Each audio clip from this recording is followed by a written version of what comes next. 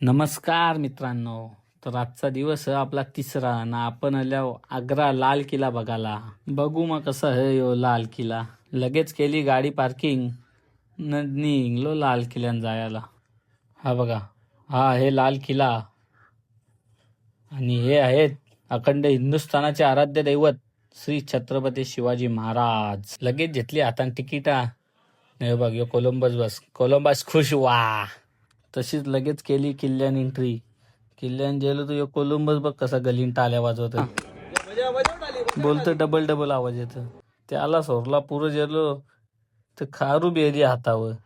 काही खायला नाही बघला ना पल्ला आली.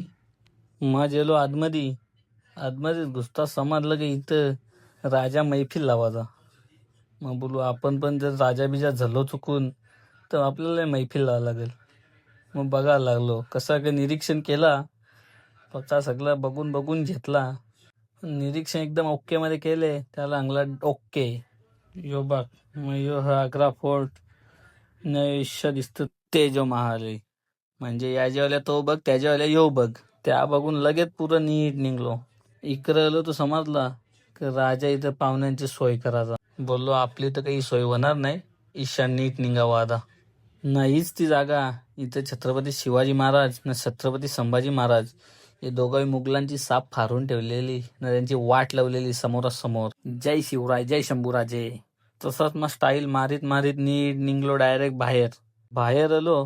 घेतली पाव भाजी ना छोले भटुरे न मरला ताव.